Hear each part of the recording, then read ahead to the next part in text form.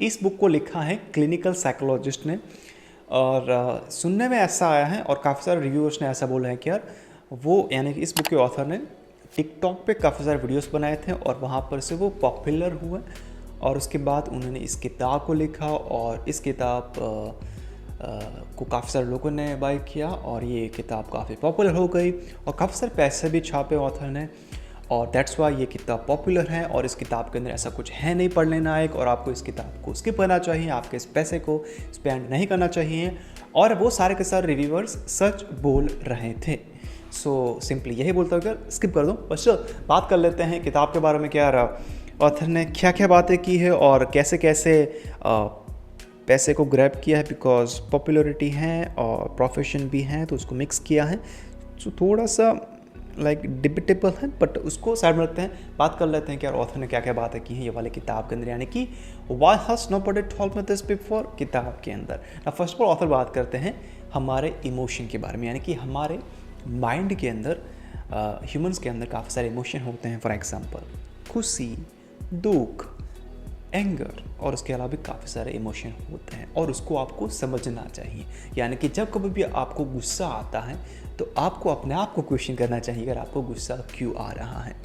और जब आप ऐसे क्वेश्चन पूछेंगे उस सिचुएशन के अंदर तो आप अपने आप को बेहतर तरीके से समझ पाएंगे और वही टाइम के ऊपर आप गुस्सा थोड़ा सा कम कर देंगे जब आप ऐसे कुछ क्वेश्चन अपने आप से पूछेंगे तब। यानी कि आपको आपके फीलिंग को समझना शुरू करना पड़ेगा। अगर आप ऐसा नहीं करेंगे तो आप भी अपनी लाइफ जो काफ़ी सारे करोड़ों लोग जी रहे हैं वैसा ही जिएंगे, कुछ नया नहीं करेंगे आप अपनी लाइफ के अंदर। सो ऐसे बात करते हैं ऑथर इस किताब के अंदर कि यार काफ़ी सारे इमोशन है, उसको आपको समझना पड़ेगा और उसको समझने के बाद आप अपनी लाइफ को बेहतर तरीके से जी सकते हैं। और दूसरी बात, मैं इसको रिपीट कर रहा हूँ हमारा आर्टिकल के अंदर से, बिकॉज हम ज़्यादा टाइम को वेस्ट ना करें, दैट्स वाई।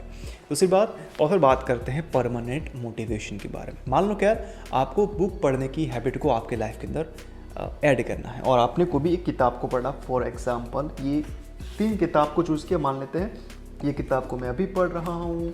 दूसरी किताब आपने चूज़ की जो हम इजी कर लेते हैं, rich dad and poor dad. Now ये इन 3 किताबों को आपने बाय किया ऑनलाइन। इसको मैं सीधा कर लेता हूँ, आपको दिखाए दे, दैट्स फाइन। सो ये 3 किताब को आपने बाय किया अमेज़ोन से या फिर किसी भी और प्लेटफॉर्म के ऊपर से। नाउ ये 3 किताब को बाय किया और आपने पहले पिक किया कि यार मैं नेवर फिनिश्ड बुक को पढ़ना शुरू करूँगा।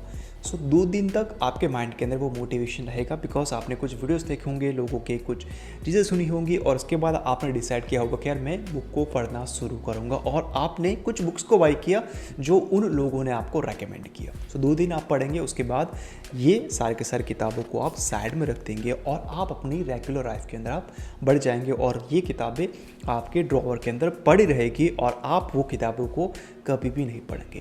सो ऑथर आपको सिंपली यही बोलना चाहते हैं ये वाले लेसन के अंदर, और वो था कि यार आपको ऐसी किताबों को पढ़ना चाहिए जिसके अंदर आपका इंटरेस्ट आता है। अगर आपको कॉमिक बुक पढ़ना पसंद है, गो फॉर इट। अगर आपको न्यूज़पेपर पढ़ना है तो वहाँ से आप स्टार्ट कर सकते हैं।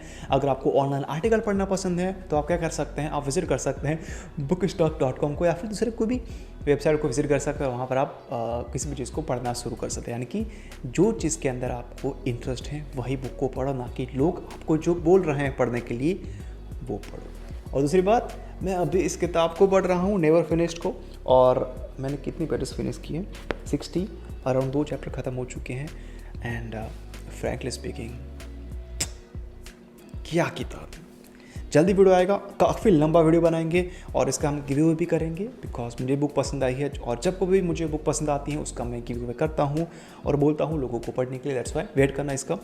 नाउ जंप कर लेते हैं last but not the least lesson के बारे में जो ऑथर ने बोला था, और वो था कि don't give a F about people. और ये लाइन आपने कहाँ पर सुनी थी, एक किताब थी एक ऑथर की, और वो किताब का नाम था the subtle art of not giving F. यानी कि अगर आपको लाइफ के अंदर कुछ भी करना है तो लोगों के बारे में मत सोचो कि यार ये मेरे बारे में ये बोलेगा, मुझे फोटोग्राफी सीखनी है बट मेरे माँ बाप मुझे बोल रहे कि तू इंजीनियरिंग कर ले, तू MBBS कर ले, फिर कोई भी दूसरी डिग्री ले ले, बट तू फोटोग्राफी के अंदर मत जा, बिकॉज वहाँ पर पैसे नहीं हैं। तो वहाँ पर आपको अपना सुनना चाहिए, ना कि लोगों का। बिकॉज लाइफ के अंदर जब आप बूढ़े होंगे, आगे बढ़ेंगे, तो आप रिग्रेट करेंगे कि यार काश मैंने फोटोग्राफी को चूज़ किया होता तो अच्छा होता और ये इंजीनियरिंग नहीं की होती। तो काफ़ी सही बात हो जाती है। यानी कि लोगों के बारे में ज़्यादा मत सोचो and focus on yourself. And अगर आपके कुछ बड़े डिसीजन हैं तो वो आपको लेना चाहिए, ना कि दूसरे इंसानों के ऊपर आपको थोपना चाहिए। सो ये थी किताब, यानी कि of course why has nobody told me this before. किताब काफ़ी बेसिक बुक है। जो हमने बातें की उसके अलावा काफ़ी सारी बातें की ऑथर ने जो आपको काफ़ी सारी सेल्फ हेल्प बुक के अंदर देखने मिल जाएगी। यानी कि कोई भी एक्स्ट्रा ऑर्डिनरी किताब नहीं या फिर extra ordinary self help book नहीं है कि यार ऑथर ने कुछ नई बातें कर ली हैं जो मैंने कभी भी सुनी नहीं है लाइफ के अंदर या फिर पढ़ी नहीं है, ऐसा नहीं होगा। रिपीटेटिव हैं बट स्ट्रक्चर तरीके से रिपीटेटिव है। यानी कि आपने किताब पढ़ी होगी या फिर सुना होगा, स्टिल लाइक अ आर्टिस्ट।